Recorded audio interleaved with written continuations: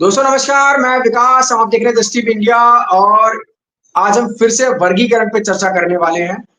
और मेरे साथ मौजूद हैं बोल 85 के राहुल नागपाल जी, जिनको आपने तमाम वीडियोस में सुना है। और वो अलग अलग बहुजन मुद्दों पे अलग अलग राय रखते हैं और शांति बनाने की कोशिश करते हैं कि बहुजन समाज में कुछ भी गलत ना हो। और ऐसे में अजय हंस जी हैं हिमाचल प्रदेश से। वर्गीकरण और जो ये तमाम मुद्दे चल रहे हैं, इन पे अच्छी पकड़ है उनकी, और दोनों ही साथी हैं। तो आज एक बार फिर से वर्गीकरण को लेकर चर्चा होने वाली है। और चर्चा का मकसद सिर्फ यही है कि सार्थकता रहे इस चर्चा में, और दूसरा कि सोसाइटी को एक ऐसा संदेश जाए जिससे कि जो बिखराव हो गया है सोसाइटी में, वो कहीं ना कहीं फिर से एक हो जाए। और सोसाइटी में जिस तरीके का मैसेज जा रहा है, नेगेटिव मैसेज, वो कहीं ना कहीं आज पॉजिटिव मैसेज जाने वाला है, क्योंकि राहुल नागपाल जी, अजय हंस सर मेरे साथ हैं। तो सर, सबसे पहला सवाल मेरा यही है, वर्गीकरण की जरूरत क्यों पड़ी 1975 में? अजय हंसी, आपसे सवाल है मेरा, वर्गीकरण की जरूरत ही क्यों पड़ी? जी। जय भीम साथियों। तो जैसा कि विकास सर आपने मुझे क्वेश्चन किया कि वर्गीकरण की जरूरत क्यों पड़ी, तो इसके लिए हमें थोड़ा इतिहास का मूल्यांकन करना आवश्यक है कि जब पंजाब प्रदेश में वर्गीकरण की डिमांड उठती है तो वो किन कारणों से उठती है, उसके ऊपर हमें थोड़ा सा जाना पड़ेगा बैकग्राउंड में। तो पंडित बख्शीराम पंजाब के एक सोशल रिफॉर्मर थे, एक सामाजिक आंदोलन निर्माण करने वाले एक नेता थे।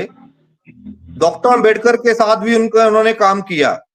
उनका जो शेड्यूल कास्ट फेडरेशन में भी वो लगातार बने रहे। लेकिन जब भारत देश आजाद हुआ और भारत देश में आरक्षण लागू हुआ, तो उन्होंने देखा कि उस आरक्षण का जो लाभ है वो कुछ विशेष जातियों को ही प्राप्त हो रहा है और एक बहुत बड़ा वर्ग जो है आरक्षण से वंचित है। तो उन्होंने सरकार के ऊपर दबाव निर्माण करना शुरू कर दिया 1965 में। तो 72 में उसका असर यह हुआ कि 72 में एक आयोग का गठन, एक कमेटी का गठन किया गया। उस कमेटी ने सर्वे किया कि जो ये आरोप लगाया जा रहा है या फिर जो भी ये मांग रखी जा रही है उसमें कोई तर्क है या नहीं है। तो उस कमेटी ने पाया कि जो सरकारी नौकरियां हैं या फिर जो शैक्षणिक संस्थान है, वहां पर 98% दो चार जातियों का हिस्सेदारी है। और जो वहां की पंजाब की जो बहुसंख्यक जाति है, जो वहां की सबसे ज्यादा संख्या के अनुपात में जाती है, उनकी संख्या वहां पर सिर्फ 2% है। तो उसको निवारण करने के लिए पंजाब सरकार ने एक नोटिफिकेशन जारी किया। एक्ट निर्माण नहीं किया उन्होंने नोटिफिकेशन जारी किया। आरक्षण को दो हिस्सों में डिवाइड किया। पंजाब का आरक्षण जो है 25% है शेड्यूल कास्ट का, तो उसको दो हिस्सों में डिवाइड करके 12.5% वाल्मीकि एंड मजबी कम्युनिटी को दिया गया और 12.5% जो अदर्स है उनको दिया गया। तो ये प्रोग्राम वहां से शुरुआत होती है। और इसकी जरूरत आपको मैंने बता दी, इसकी जरूरत इसलिए पड़ी क्योंकि वहां पर जो रिप्रेजेंटेशन का मामला था वो नहीं, आरक्षण हमें मिला है रिप्रेजेंटेटिव के रूप में कि हमें रिप्रेजेंट करना है। जी राहुल नागपाल जी, आप कितना सहमत हैं? देखिए अजय भाई जो बात कह रहे हैं वो बात कर रहे हैं बाबा साहब डॉक्टर अम्बेडकर के जाने के बाद और संविधान में आरक्षण की व्यवस्था को लागू होने के बाद की बात कर रहे हैं। लेकिन सवाल ये खड़ा होता है कि क्या बाबा साहब डॉक्टर अम्बेडकर जिन्होंने ये लड़ाई लड़ी और उनके साथ में जो भी एक दो लोग रहे, क्या उन्होंने ये कभी सोचा था कि आरक्षण को कई भागों में बांट दिया जाए? बाबा साहब डॉक्टर अम्बेडकर चाहते तो ये कह सकते थे कि महारों ने सबसे ज्यादा लड़ाई लड़ी है, 50% महारों के लिए आरक्षण रिजर्व होगा, बाकी समाज दूसरी जातियों के लिए। लेकिन बाबा साहब डॉक्टर अम्बेडकर ने ऐसा कभी नहीं कहा, कहीं भी। पूरी आप संविधान की डिबेट पढ़ लीजिए। बहरहाल जो आरक्षण मिला वो शेड्यूल को मिला, एक जो लिस्ट बनी उस लिस्ट को मिला कि इस लिस्ट में इतने लोग हैं, इनको ये इतना सामान दिया जा रहा है, लोग आए इसका फायदा उठाएं।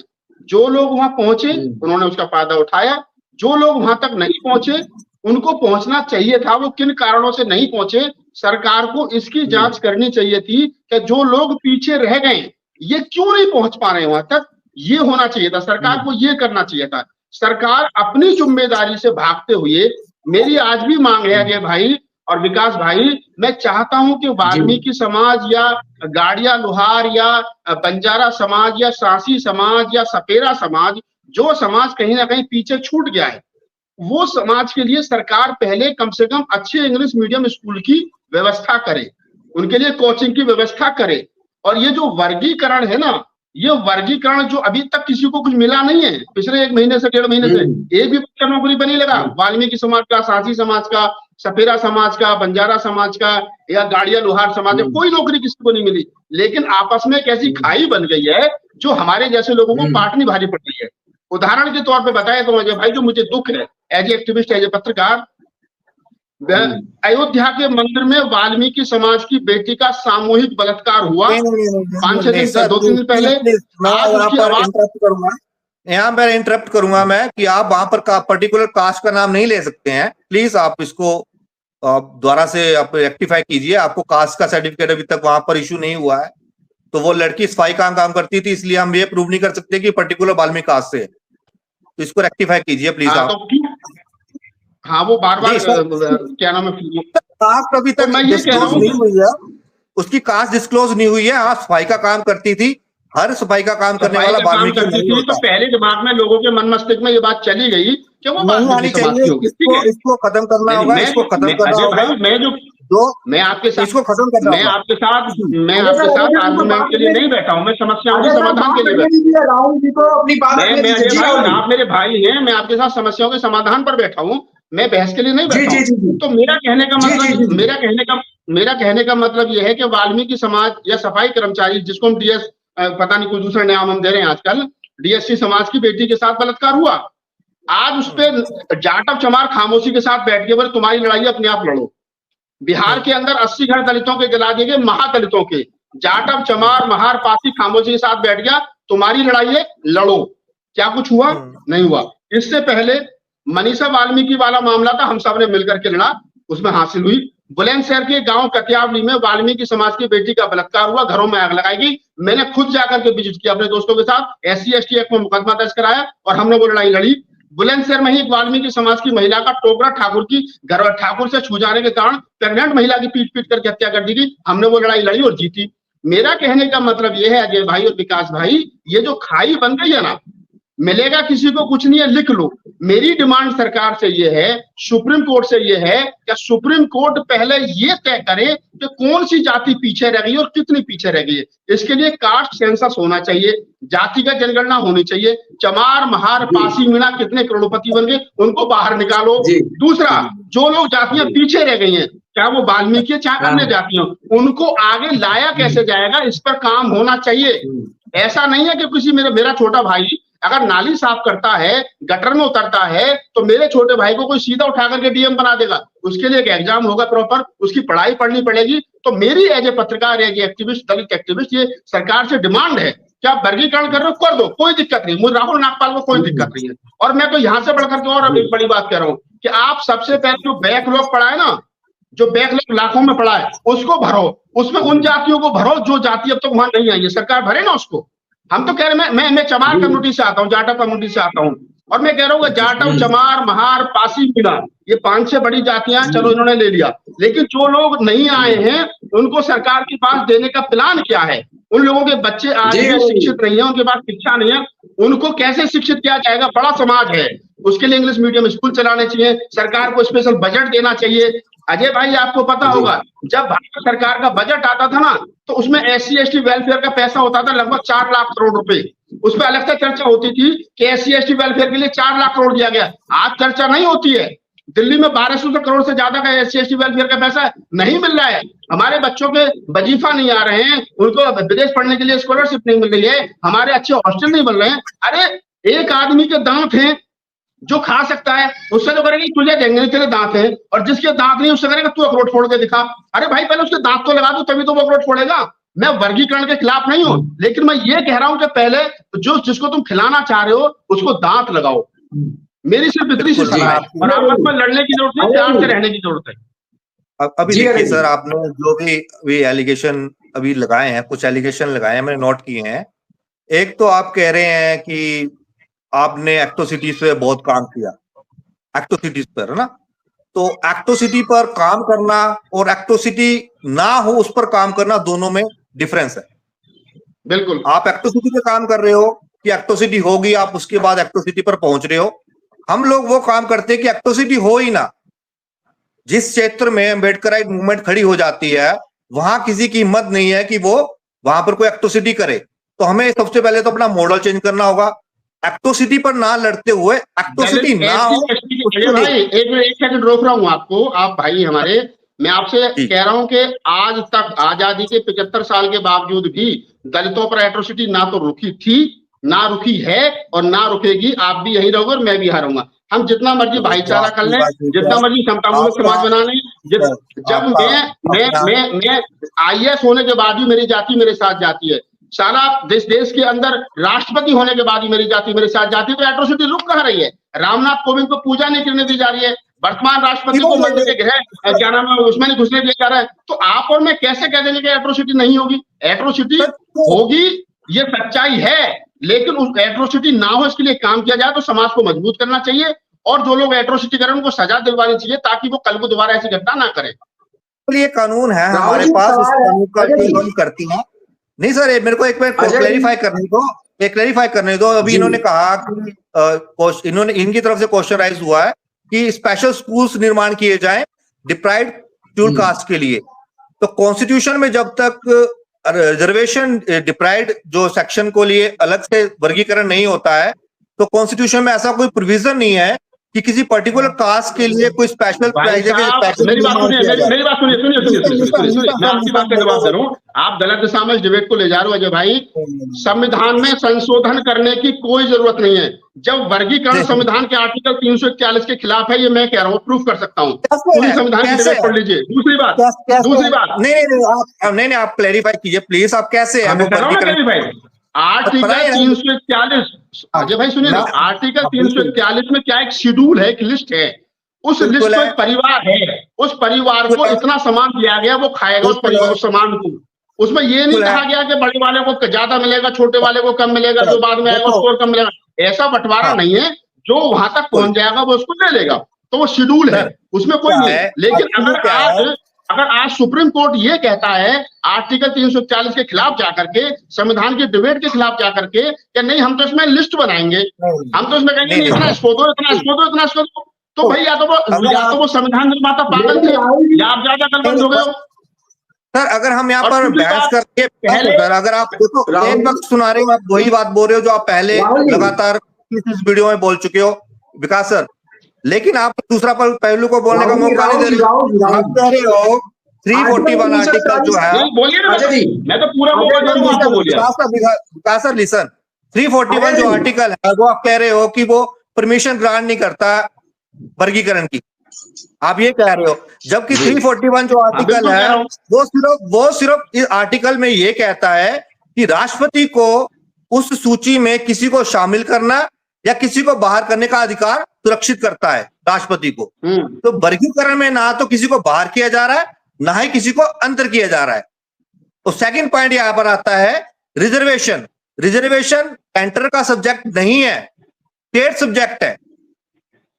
रिजर्वेशन सेंटर का सब्जेक्ट नहीं है, स्टेट का सब्जेक्ट है। State according to state condition, state structure, state atmosphere, वो डिसाइड करती है कि रिजर्वेशन किस क्वांटिटी में कितना दिया जाएगा। सपोज दैट आपका पंजाब, हरियाणा, उत्तर प्रदेश, दिल्ली, इन क्षेत्रों में ट्राइब्स नहीं है, यानी कि ट्राइबल एरिया नहीं है। ट्राइब्स कोई कास्ट नहीं है, ट्राइबल एक एरिया होता है। तो वो जो ट्राइब्स वहां पर रह रही है उनको शेड्यूल कास्ट में इंक्लूड किया गया है।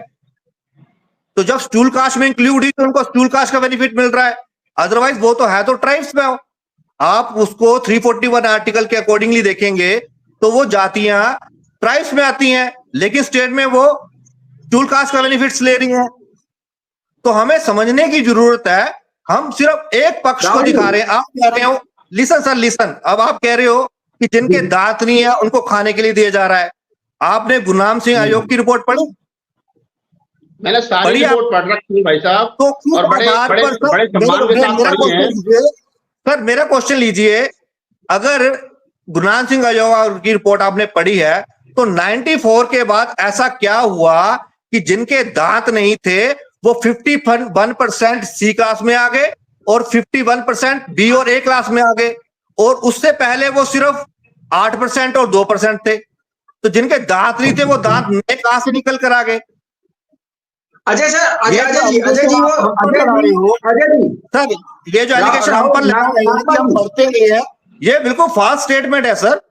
पंजाब का जो वाल्मीकि है वो बिहार के जो हमारे चरमकार जाति है, हमारे भाई है, उनसे ट्रिपल ज्यादा एजुकेटेड है, वो 3 गुना ज्यादा वो उसकी एजुकेशन रेशियो है।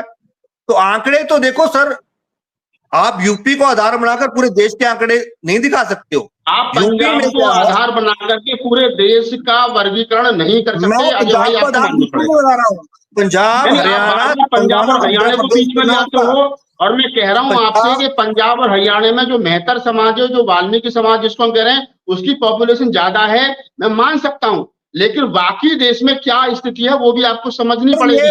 और मैं आपसे और भी नहीं सुनिए, अब आप बोल रहे ना, आप जो कह रहे हैं मैं आपकी बात को आगे बढ़ाते हुए और कह रहा हूँ, वर्गीकरण करने में मुझे कोई दिक्कत नहीं है, वर्गीकरण करने में मुझे कोई दिक्कत नहीं है। देखो अगर राहुल नागपाल से कोई व्यक्तिगत पूछे, तो अगर कोई मुझसे व्यक्तिगत पूछे तो मैं तो बुद्धिस्ट हूँ, मैं तो चमार जाट हुई नहीं, मैं तो माइनॉरिटी में हूँ, ठीक है। लेकिन मैं ये कह रहा हूं आप तमाम लोगों से जो लोग बहस कर रहे हैं, इस पर गलत दिशा में बहस को ले जा रहे हैं, कि समाज का बिखराव नहीं होना चाहिए, समाज जो 22.5% SC ST था वो एक रहना चाहिए, ये भाईचारा खराब नहीं होना चाहिए। आज अगर वाल्मीकि समाज के लोग ये कहते हैं कि जाटव चमार जहां जूतों की माला, राहुल जी, लेकिन नेताओं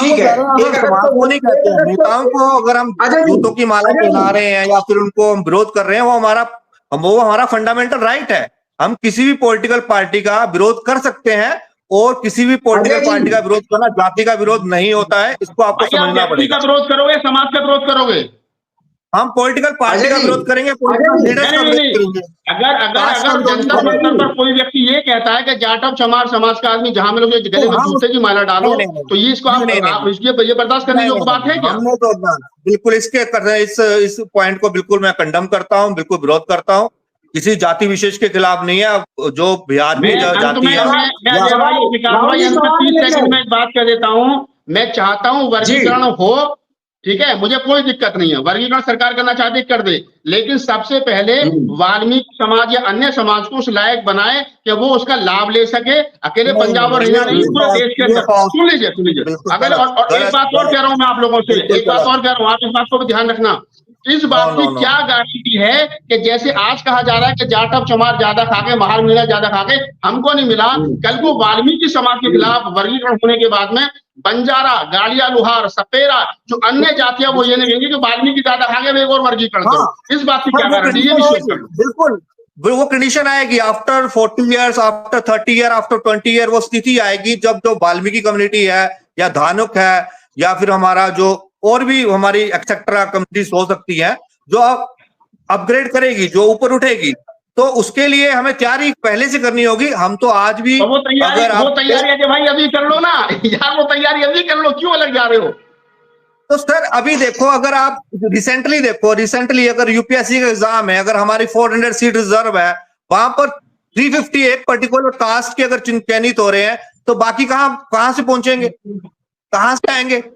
अच्छा देखिए, मैं अजय भाई आपसे बात कर रहा हूँ, 1997 और 98 का जिसका जिक्र पंजाब और हरियाणा को कोट करते हैं, तमाम लोग करते हैं, उस समय का मैं आपको एक दो 5 सेकंड की घटना बता देता हूँ। उस समय शेड्यूल सरकार के निजी क्षेत्र नहीं था, सरकार के पास नौकरियां थी, सरकारी सिस्टम था। उस समय लगभग 42 लाख सरकारी कर्मचारी में SC ST के सरकारी कर्मचारी थे, ठीक है। आज की तारीख में सरकारी क्षेत्र रहा नहीं है, निजी क्षेत्र हो गया है, घटते घटते संख्या रह गई 7 लाख, और 7 लाख भी अब आगे बचे, कितनी बचेगी मुझे नहीं पता है। दिल्ली में हमने नहीं पता चला पिछले 10 साल में 400 लोगों को लगभग नौकरी मिली है। तो जिनके लिए हम लड़ रहे हैं नौकरियों के लिए, वो नौकरी तो बची है नहीं। सवाल भी मेरा वही है, अगला सवाल राहुल जी मेरा वही है कि 2% नौकरियां अगर हैं, तो 2% नौकरियों के लिए आपस में भाईचारा खत्म क्यों हो, क्यों किया जा रहा है? और फिर रोस्टर सिस्टम, रोस्टर सिस्टम है, अभी 200 पॉइंट रोस्टर है, चौथी नौकरी मिलती है। नहीं, सर पता है एक्चुअली ये जो बहुत सारे बुद्धिजीवी ना मिसगाइडेड कर रहे हैं समाज को। 200 पॉइंट रोस्टर है, वो सिर्फ यूनिवर्सिटीज में लागू है। यूनिवर्सिटीज में कितनी पोस्टें हैं? सिर्फ यूनिवर्सिटी में। आप स्टेट सब्जेक्ट में बात करो, ये मॉडल जो है स्टेट का मॉडल है, यूनिवर्सिटीज का मॉडल नहीं है। यूनिवर्सिटी में वर्गीकरण लागू नहीं होगा। जिस कोई भी डिपार्टमेंट, यूनिवर्सिटी नहीं, आने भी कोई भी डिपार्टमेंट, जितनी आपके उत्तर प्रदेश में 100 रोस्टर पॉइंट है, आप 200 कैसे गिना रहे हो? वहां पर आपके हरियाणा में 100 रोस्टर पॉइंट है, आपके पंजाब में 100 रोस्टर पॉइंट है। 100 रोस्टर पॉइंट में अधिकतम कितना है? 100 रोस्टर है, तो ही है वहां पर 100 रोस्टर है और 7 सीट हमारी है। इसके अंदर अधिकतम रोस्टर सिस्टम क्या है? अधिकतम रोस्टर पॉइंट क्या है? वो यूनिवर्सिटीज के लिए अलग बनाया गया 200 रोस्टर सिस्टम पॉइंट। मैं पूरे देश की नौकरियों की बात कर रहा हूँ। पूरे देश के अंदर सरकारी नौकरियों का रोस्टर सिस्टम क्या है? हर सरकारी नौकरी में अलग रोस्टर सिस्टम है, हर डिपार्टमेंट का अपना रोस्टर सिस्टम है, यूपीएससी का अलग रोस्टर सिस्टम है। अधिकतम क्या है भैया? अधिकतम रोस्टर सिस्टम क्या पूरे मुल्क का? अधिकतम देखो, अधिकतम अगर आप 200 ले रहे हो तो वो यूनिवर्सिटीज में लागू है, अभी यूपीएससी में तो लागू नहीं है। वो आप उसी को कोट करके पूरे देश का सिनेरियो खत्म खराब कर रहे हो कि नहीं ये इससे रोस्टर से ये नंबर इतना चला जाएगा। आप बात करो स्टेट सब्जेक्ट की भी, उत्तर प्रदेश में स्टेट में ये पॉलिसी लागू, इतना रोस्टर सिस्टम है, इससे हमें ये नुकसान होगा, हम मानेंगे। अगर आप क्रीमी लेयर का विरोध करते हो तो हम उसका समर्थन करते हैं। क्रीमी लेयर से नुकसान होगा, हम समर्थन कर रहे हैं उस चीजों का। आप देखो सर, जिस तरह आपको एक सर छोटी सी बात बता रहा हूं, एक छोटी सी बात सर, 1 मिनट की बात है। ये फरवरी मंथ में इसकी हेयरिंग होती है, फरवरी मंथ में इसकी हेयरिंग होती है, सुनवाई होती है, और मैंने सुनवाई पूरी वो सुनी, सुप्रीम कोर्ट की पूरी सुनी, और हमारी टीम ने पूरी सुनी, और हमारी टीम को जजमेंट का पूरा आभास हो चुका था कि जजमेंट ये वर्गीकरण के फेवर में आने वाली है। हमने किससे संपर्क नहीं किया, हमने हर बहुजन लीडर से संपर्क किया व्यक्तिगत तौर पर। जैसे अभी हमारे नागपाल साहब बहुत बुद्धिजीवी हैं और डोमिनेट क्लास से आते हैं, तो इन्होंने कहा कि भाई कास्ट सेंसस, यही मेरे को आपका जो बहुजन पत्रकार शंभू सिंह है उन्होंने कहा कास्ट सेंसस। भाई कास्ट सेंसस तो बैकवर्ड क्लास का मामला है, शेड्यूल कास्ट का और ट्राइब्स का मामला ही नहीं है। हमारी तो हर बार कास्ट सेंसस हुई है। ऐसा कानून नहीं है कि शेड्यूल कास्ट शेड्यूल ट्राइब का 10 साल के बाद में कास्ट सेंसस होना चाहिए।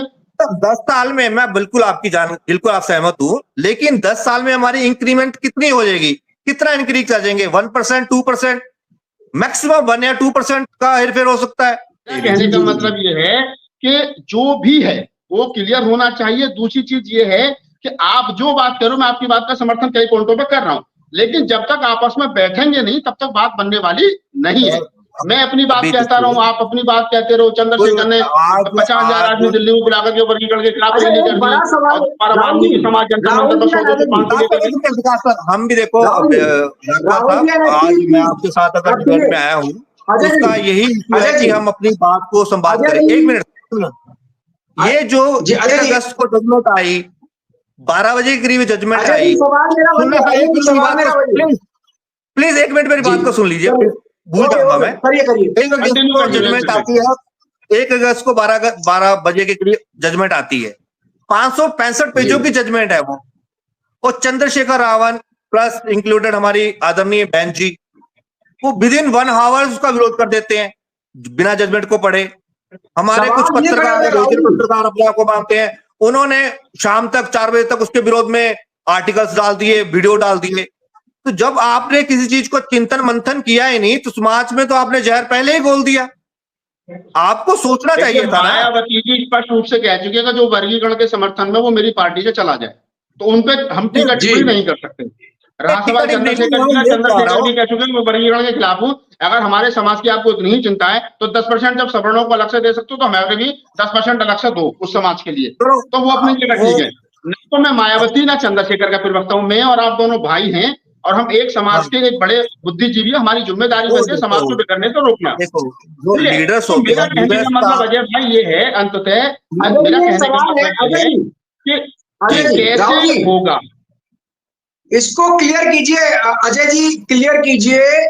एनएफएस को लेकर बड़े सवाल हैं कि अगर आरक्षण में वर्गीकरण लागू होता है तो एनएफएस जो है नॉट फ्रॉम सुटेबल, ये हो जाएगा।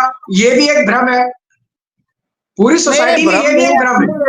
आंकलन है, हर व्यक्ति का अपना आंकलन होता है। अब जो एनएफएस है सर, नॉट फाउंड सुटेबल जो है, जो एक क्राइटेरिया निर्माण किया, सेंट्रल गवर्नमेंट का प्लान है, सेंट्रल गवर्नमेंट की जॉब्स में लागू हो रहा है। और जो रिजर्वेशन का जो वर्गीकरण हो रहा है वो स्टेट सब्जेक्ट है। सबसे पहले हमें ये क्लियर होना चाहिए। अब स्टेट में जो मॉडल है, स्टेट का जो वर्गीकरण का मॉडल है, वो 2 क्लास में उसको, या 3 क्लास में, या 4 क्लास में डिवाइड करते हैं। तेलंगाना में 4 क्लासों में डिवाइड हुआ, पंजाब और हरियाणा में 2 क्लासें हैं, क्लास सेक्शन ए और सेक्शन बी।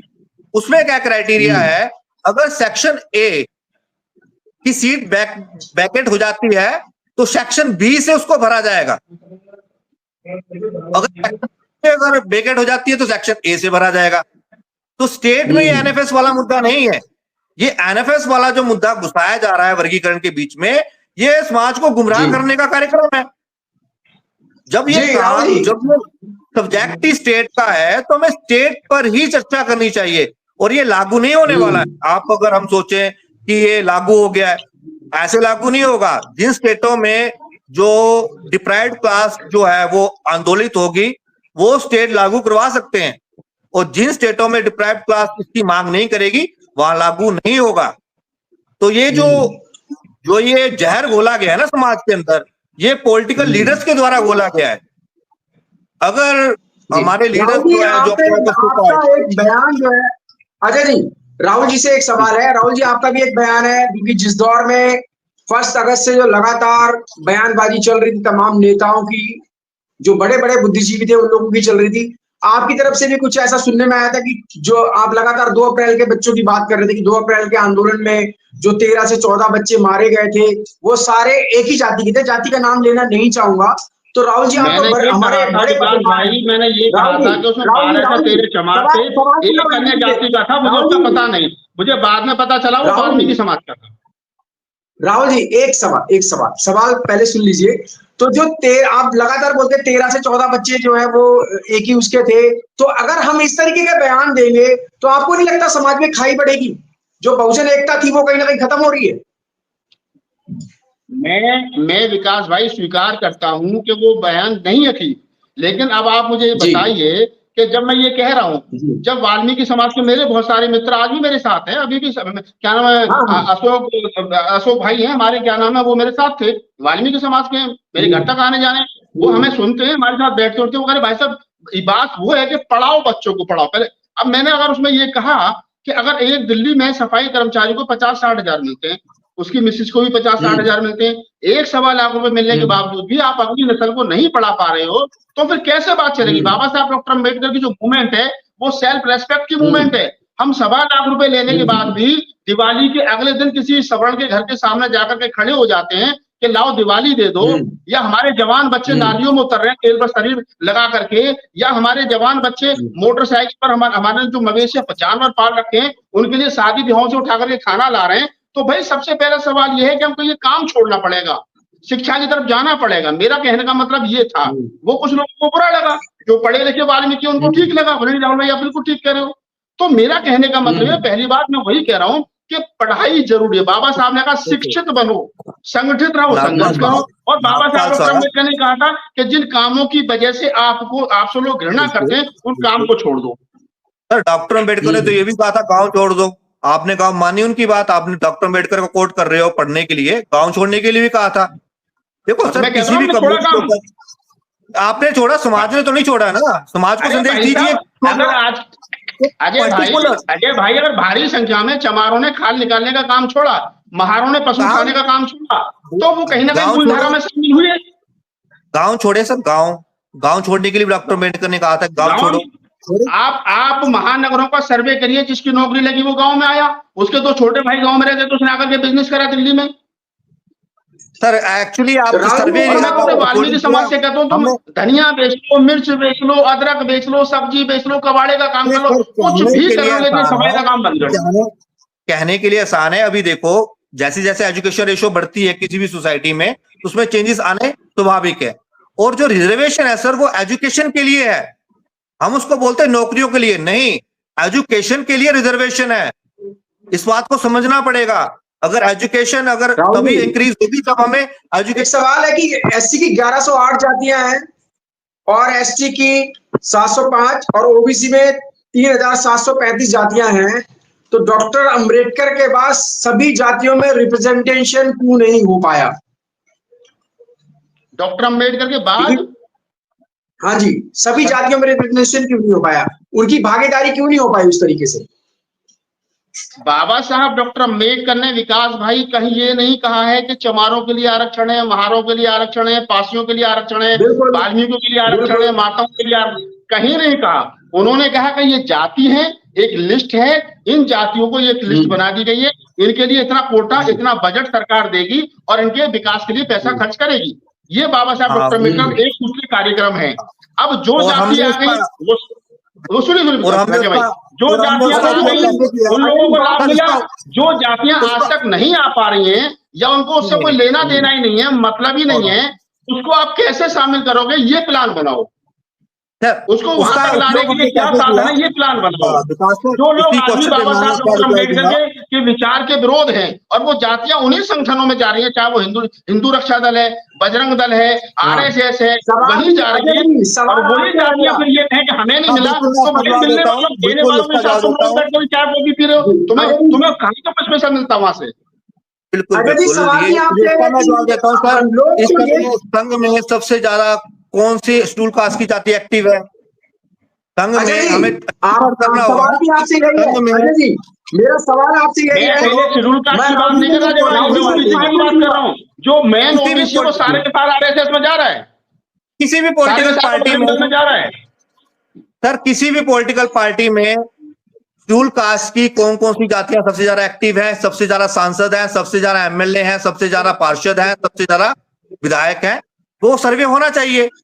और जो ये कह रहे हैं हमारे नागपाल साहब की डॉक्टर अंबेडकर ने एक शेड्यूल को पूरे को रिजर्वेशन दिया, अब हमें चेक करना है कि 1951 में हमारा सबसे पहले इलेक्शन होता है इस देश में 1951 में। उसके उपरांत आज तक 2024 तक 131 सांसदों में जो सांसद बने हैं वो किन जातियों के बने हैं। फिर हमें चेक करना है कि नौकरियों में किनकी भागीदारी जा रहा है। तो ये जो ट्रांसपेरेंसी आई है इस देश में, ट्रांसपेरेंसी जो आई है ये आई है आरटीआई एक्ट के उपरांत 2005 के बाद आई है ट्रांसपेरेंसी। उससे पहले जो चयन होता था ना, वो आपको भी पता है, मुझे भी पता है कैसे होता था। ठीक है, ये हमें ये फंड जो है विकास भाई इसका पार्ट टू रखिए। और आज सबसे बड़े खुशी की बात यह है कि अजय भाई ने बहुत सारी बातें रखी, मैंने बहुत सारी बातें रखी, और हम चाहे ना चाहे हमारे विचार एक हैं। और देखो ये जो हमने शर्ट पहन रखी है ना चारों लाल कलर की, ये बता रही है कि हम कुछ ना कोई इत्तेफाकन है एक ही। तो कुल मिलाकर इसे भाईचारे को बना करके रखिए और इसका आपसे अलग नहीं है। अजय जी बिल्कुल लास्ट सवाल है, क्योंकि टाइम भी ज्यादा हो गया है और राहुल जी को भी ले जाना है। तो मेरा लास्ट सवाल है, आप पर आरोप लगता है कि ये जो वर्गीकरण है ये संघ के द्वारा प्रायोजित प्रोग्राम है। कैसे देख रहे हैं इसको आप? क्योंकि लगातार आरोप तो लग रहे हैं आप पे कि ये बीजेपी की चाल है। ये एक्चुअली शेड्यूल कास्ट में एक बहुत बड़ी समस्या है। चाहे वो हमारी बहन जी हो, वो चंद्रशेखर रावण के ऊपर आरोप लगाती हैं कि ये संघ के स्टूल है। हमारे बावन मेश्राम साहब हो, वो मायावती जी के ऊपर आरोप लगाते हैं संघ के स्टूल है। सेम वही स्ट्रेटेजी हमारे ऊपर बरती गई कि जैसे ही वर्गीकरण का मुद्दा हम इनके विचारों के विपरीत थे, हम वर्गीकरण के समर्थन में, वही टूल हमारे ऊपर यूज किया गया। बट अगर सही में अगर आप देखोगे, अभी हरियाणा में 6 सीटें मिली हैं 12 में से, अभी तक मेरे को पता है संघ की तरफ से किसको मिली है। तो हर देश में हर जगह ये स्थिति है, वहां पर सांसद उनके हैं, सब कुछ है, फिर भी संघ ही हम है जिनके पास कुछ भी नहीं है। हमारा एक आधा सांसद बन जाता है तो उसका क्रिटिसाइज करते हैं। अगर एक आधा गलती से बन भी गया है तो उसको जो भी है समस्या का सारा गुनहगार वही है। वो अकेला क्या करेगा भाई, जब वो नहीं कुछ कर पा रहे हैं तो इसको आप क्रिटिसाइज कर रहे हो। ये सर कास्ट सिस्टम बहुत बहुत बारीक है सर, कास्ट सिस्टम मनुवाद कोई ऐसा राहुल जी ये जो खाई बन गई है, आज 2 अप्रैल का आंदोलन पूरे देश ने देखा कि जब पूरा समाज एक साथ था सड़कों पर तो रोडें जाम हो गई थी और मेन स्ट्रीम मीडिया इसको दिखाने पे मजबूर हो गया था। लेकिन आज जो ये खाई बड़ी है, आज जो ये खाई इतनी बड़ी बन गई है, राहुल जी इसको कैसे ढका जाएगा? क्योंकि दोनों तरफ से आरोप प्रत्यारोप लगे हैं। 1 अगस्त के बाद राहुल जी लगातार आरोप लगे हैं। समाज के बुद्धिजीवी लोगों को आगे आना चाहिए। और मैं तो ये कह रहा हूं कि अगर किसी को कुछ मिल सकता है तो दे दो, लेकिन मुझे ये जो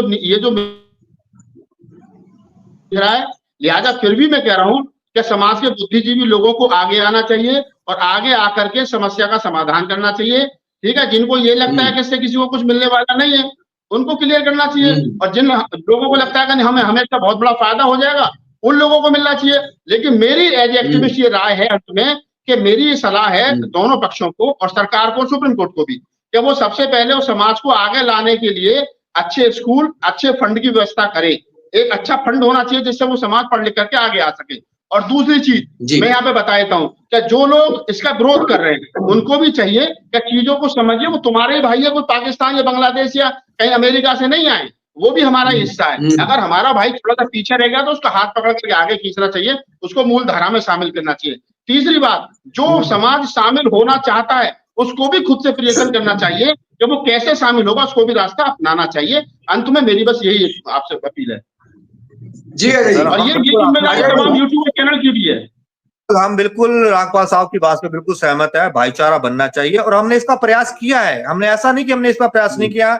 15 सालों से हम बहुजन मूवमेंट में एक्टिव हैं, तो प्रत्येक संगठन में हमारे परिचित लोग हैं और प्रत्येक संगठन में हमारी टॉप लीडरशिप तक बातचीत होती रही है। ऐसा नहीं है कि हमें वहां इंपॉर्टेंस नहीं दी गई। लेकिन जब हमने इस कोर इशू को, हमें पता था कि इसकी जजमेंट आने के बाद समाज में बिखराव पैदा होगा, तो हमने इसका पहले प्लान किया। हमने उस समय भी हमारे बहुजन पत्रकारों ने इनएक्टिव न्यूज चलाई, हमने उनसे संवाद करने का प्रयास किया कि भाई हमसे संवाद करो, हम देखते हैं, बताते हैं आपको कि भी समस्या ये है धरातल पर। लेकिन उन्होंने हमको इग्नोर किया। अब उसके पीछे कास्ट थी या कुछ और चीज थी वो मैं नहीं जानता।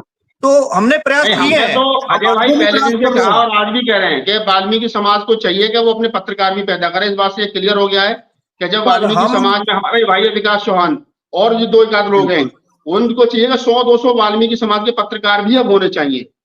विकास को हमने तैयार किया है और भी लोगों को साथियों तैयार किया है। लेकिन जब वाल्मीकि की मीटिंगों में ये लगा चमार पत्रकार नहीं आएगा और ये इतना हो गया, इतनी नफरत हो गई है, तो मैं कह रहा हूं कि अपने तैयार करो ताकि आपकी बात आगे जा सके। बिल्कुल। एक्चुअली क्या है, सवाल मेरा अजय राहुल जी आपसे एक सवाल है। मैं